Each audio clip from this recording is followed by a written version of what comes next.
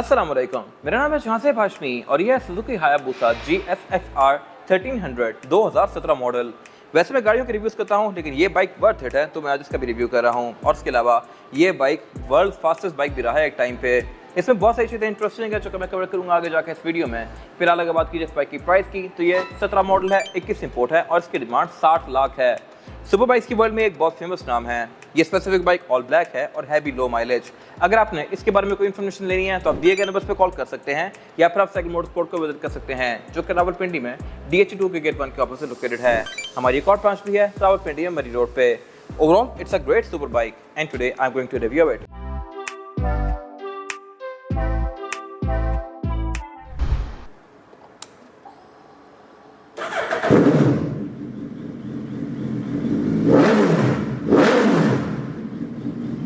Let's start with the exterior of Hayabusa। यहाँ पे कुछ चीज़ें इंटरेस्टिंग है और आपको थोड़ा सा बैकग्राउंड देता हूँ। Hayabusa की सेकंड जनरेशन है और Hayabusa itself 1999 से लेके अब तक आ रहा है।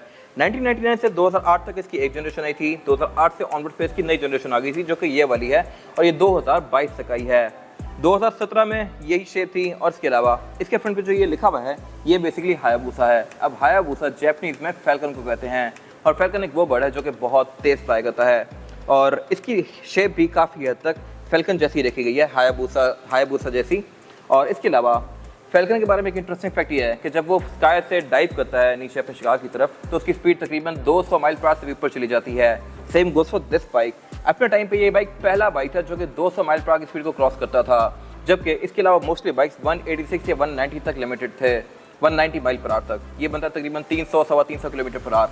तो ये बाइक वो स्पीड क्रॉस करने वाला पहला बाइक बना था। और उसके अलावा हायाबुसा जो बर्ड है उसके बारे में एक इंटरेस्टिंग चीज़ ये है कि वो बाकी बर्ड्स का शिकार भी करता है। लाइक अपने खुराक के लिए वो आसपास के बर्ड्स को खा जाता है। इसी तरह ये हैवी बाइक रेसेस में आम आसपास के बाइक को खा जाता है इजीली।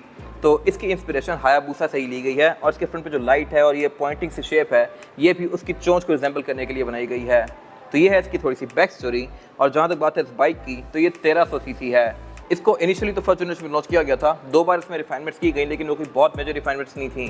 क्या थी एक्चुअली कवर करूँगा आगे जाके। फिलहाल अगर बात की जाए इस बाइक के इस एरिया तक की, तो इसमें फ्रंट पे 2 डिस्क ब्रेक्स दी गई हैं और ये दोनों ही ब्रेम्बो की ब्रेक्स हैं। ब्रेम्बो अगर आपको नहीं पता तो ब्रेकिंग की वर्ल्ड में काफ़ी फेमस नाम है। और इसके अलावा इसमें ABS भी आती है। ABS के भी अलग अलग लेवल्स हैं और इसको आप डिसेबल भी कर सकते हैं। फिर इसके अलावा इसकी सेकंड जनरेशन में जो कि ये है, इसमें SDMS भी आ गया था, Suzuki drive mode selector system. और इसमें बेसिकली अलग अलग मोड्स दिए गए हैं। A, B, C मोड है। C basically fully control mode होता है। B में बाइक ये थोड़ा सा वाइल्ड हो जाता है। A में बाइक बहुत ज़्यादा एग्रेसिव हो जाता है, जिसमें ट्रैक्शन कंट्रोल वगैरह भी ऑफ हो जाता है और फिर आप इस बाइक की पूरी आउटपुट को एंजॉय कर सकते हैं। फिर इसमें U भी 3 मोड्स आते हैं, U1, U2, U3, और वो बेसिकली यूजर डिफाइंड मोड्स होते हैं। आप अपनी मर्जी की सेटिंग बना सकते हैं इसके अंदर और इतनी ज़्यादा कॉन्फ़िगरेशन इस एरा में मोस्टली बाइक्स ऑफर नहीं करते थे और आज भी ये बाइक अच्छा ऑप्शन है इन्हीं सारी चीज़ों की वजह से। 0 to 100 ये बाइक तकरीबन 2.8 सेकंड में करता है, जो कि इंसेनली फास्ट है। फिर इसके अलावा इंजन इसमें मोर लेस वैसे ही है जैसा कि शुरू से आना शुरू हुआ था। जस्ट यहाँ पे कुछ माइनर इंप्रूवमेंट्स की गई हैं, बट इंजन ओवरऑल वही रहा है जो कि 1999 से आना शुरू हुआ था। इसके अलावा बाकी यहाँ पे इसके जो ये साइड वाले एरियाज हैं, बॉडी किट्स हैं, ये बहुत ज़्यादा वाइड रखी गई हैं। इसकी मस्कुलर लुक स्पेशली बनाई गई है ताकि इसके राइडर के साथ ही रिजेंबल करे। और जिस बंदे ने इसको डिज़ाइन किया है उसके माइंड में लिटरली एक बॉडी बिल्डर बंदे की इमेज थी कि अगर बॉडी बिल्डर बंदा जिसके सही मसल्स हों, बॉडी हो, बाइसेप्स हों, वो बंदा इसको राइड करे तो ये बाइक उसके साथ सूट भी करे। इसके अलावा बाकी इसमें जो रिम है ये 17 इंचेस के आते हैं, आगे भी पीछे भी, more of that letter. Shock इसमें ये इन्वर्टेड दिए गए हैं। फ्रंट पे टायर की प्रोफाइल जो है ये 120, टायर्स में ब्रिजस्टोन के आते हैं। और इसके अलावा बाकी यहाँ पे ये इंडिकेटर दिए गए हैं, इंटेक्स दिए गए हैं। हेडलाइट इसमें बाइजोन ऑफ प्रोजेक्शन लैंप के साथ है और हाई के लिए इसमें एक ऊपर LED बल्ब दिया गया है। इसके अलावा बाकी इसमें जो ये वाइजर है ये भी सेकंड जनरेशन में थोड़ा ज़्यादा बड़ा और ऊपर कर दिया गया था। साइड मिरर भी इसमें एक कंपनी से आते हैं जो कि आप ऑब्वियसली रिमूव कर सकते हैं। और इसके अलावा ये बाइक ऑलमोस्ट पूरा ही स्टॉक है, इसमें कोई चीज़ें ऐड ऑन नहीं की हुई, जो कि मेरे ख्याल से एक अच्छी चीज़ है। ऐड ऑन या पेंट वाले काम हर बंदा कर सकता है, लेकिन स्टॉक बाइक ढूंढना कोई आसान काम नहीं होता। खैर, इसके अलावा बाकी इस पर ये डेकल्स वगैरह कंपनी से ही आती हैं। फिर इसमें जो एग्जॉस्ट सिस्टम है ये भी इंटरेस्टिंग है, किस तरह से मैं कवर करूँगा आगे जाके। और जहाँ तक बात है इस बाइक के इस वाले एंड की, तो यहाँ पे चेन थोड़ी ज़्यादा एग्रेसिव लगती है क्योंकि इसकी चेन यहाँ पे दी गई है और इसके अलावा बाकी स्टैंड वगैरह सब कुछ यहाँ पे है। अब इस बाइक में लोग फैट टायर वाला सीन भी करते हैं, वो मैं कवर करूँगा थोड़ा सा बैक पे जाके। अगर बात की जाए यहाँ तक की, तो इसमें जो इंजन है ये 1340 सीसी है, 1340 सीसी, और ये सुजुकी का इंजन है। इनलाइन 4 सिलेंडर है और 16 वॉल्व है। अब इसमें जो एग्जॉस्ट सिस्टम है वो 4-2-1-2 होता है। अब इसका मतलब यह है कि इसके इंजन में से 4 एग्जॉस्ट निकलते हैं, फिर वो 2 पाइप में जाके कलेक्ट होते हैं, 2 पाइप से आके एक कैट में जाते हैं और बैक पे जाके फिर 2 एग्जॉस्ट में स्प्लिट हो जाते हैं। यस, कंपनी से इसमें 2 एग्जॉस्ट आते हैं। इसमें यहाँ वाला एग्जॉस्ट निकाला हुआ है और उसकी जगह सिर्फ एक एग्जॉस्ट किया हुआ है राइट साइड पे। मोस्टली लोग यही कर देते हैं क्योंकि जो कंपनी के एग्जॉस्ट आते हैं वो बहुत ज़्यादा साइलेंट होते हैं, उसमें बड़े बड़े कैटलाइटिक दिए गए होते हैं, लुक्स भी उससे बाइक की थोड़ी सी अजीब हो जाती हैं। इसमें सिंगल ही किया हुआ है। बाकी इसके अलावा इसमें ये क्रैश गार्ड लगे हुए हैं और जहाँ तक बात है इसकी हैंडल की ग्रिप्स की, इसमें एक पास का बटन दिया गया है जो कि बेसिकली डिपर है।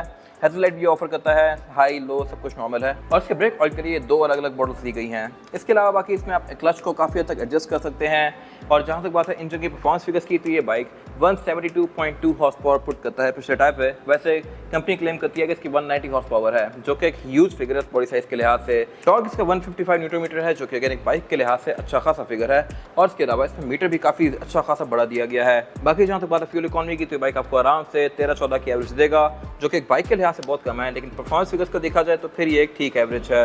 और ये इस बाइक की absolute side profile, fuel tank भी इसका अच्छा खासा मैसिव है देखने में भी और कैपेसिटी के लिहाज से भी।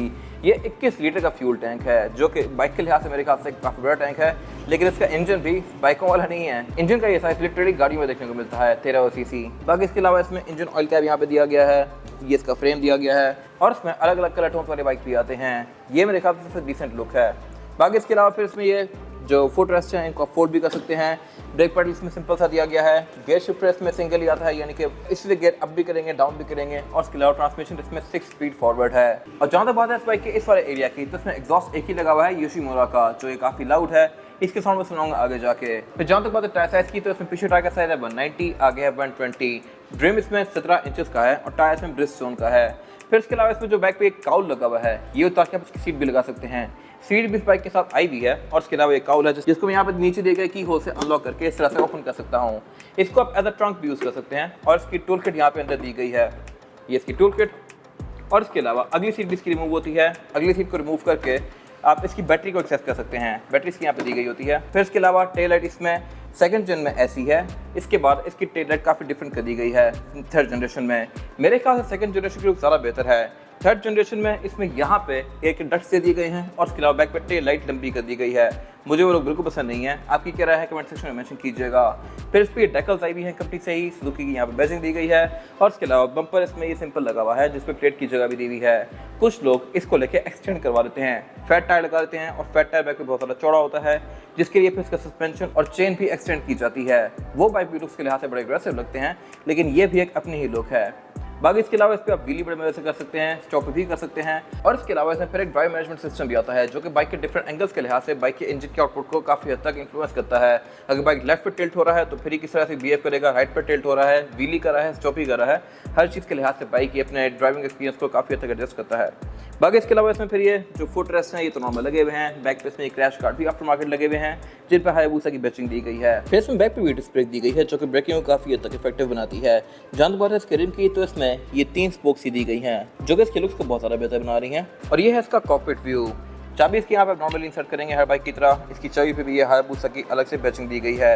ये इसका इग्निशन जो कि गेट स्विच पे इफेक्ट देता है और इसके सेंटर में एक एमआईडी दिया गया है जो कि आपको इसकी बहुत सारी स्टैट्स शो करवाएगा।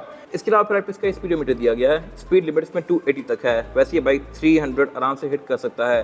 फिर इसके अलावा इसकी रेव लिमिट 11 पे जाकर शुरू होती है रेड लाइन और इसके अलावा इसका फुल ड्राइव 13,000 आरपीएम तक जाता है। इसका मैक्सिमम आउटपुट आपको 8,000-9,000 के आसपास मिलेगा। बाकी यहाँ पे फ्यूल गेज, टेम्परेचर गेज दिया गया है, लाइट्स दी गई हैं और इसके अलावा जहाँ तक बात इसके हैंडल की, तो इसमें अलग अलग मोड्स दिए गए हैं। ये सब मैंने पहले डिस्कस की है। इस साइड पे यहाँ पे किल स्विच दिया गया है जहाँ से आप इसको बंद कर सकते हैं, ऑन कर सकते हैं। अगर बाइक ऑन है तो आप इसको बंद करने के लिए चाबी को यूज़ नहीं करेंगे, जस्ट इसको आप बंद करेंगे तो बाइक बंद हो जाएगा, मीटर ऑन रहेगा। बाकी इसके अलावा इसको ऑन करके मैं बाइक को ऑन कर सकता हूँ। ये इसका ड्राइव मोड सेलेक्टेड दिए गए हैं। अगर मैं इस पर टैप करता हूँ तो ये ए आ गया जो कि मैंने पर एक्सप्लेन किया है। दोबारा टाइप करता हूँ तो सी आ गया, ये बी और ए बी सी ये 3 इसके ड्राइव मोड्स हैं। ए में बाइक ऑल आउट होता है, बी में कंट्रोल, सी में और सारा कंट्रोल और इसके अलावा यहीं से आप इसका ट्रैक्शन कंट्रोल वगैरह भी ऑन ऑफ कर सकते हैं। फिर ये इसका पुश स्टार्ट दिया गया है, यहाँ पे आप इसके स्टैट्स वगैरह के बीच में नेविगेट कर सकते हैं, ट्रिप्स देख सकते हैं। ये इसकी माइलेज जो कि काफ़ी लो है। बाकी इसके अलावा इसके कॉकपिट को भी आप काफ़ी हद तक मॉडिफाई कर सकते हैं। एक्सेसरीज आपको इसकी हर तरह की मिल जाती हैं। हैंडल पे भी आप काफ़ी हद तक मॉडिफिकेशंस कर सकते हैं और इसके अलावा इसके लेवर्स भी आप आफ्टर मार्केट लेके थोड़े स्पोर्टिया लगा सकते हैं। अभी इसमें ऑलमोस्ट सब कुछ ही स्टॉक है। ये इसका स्टार्टअप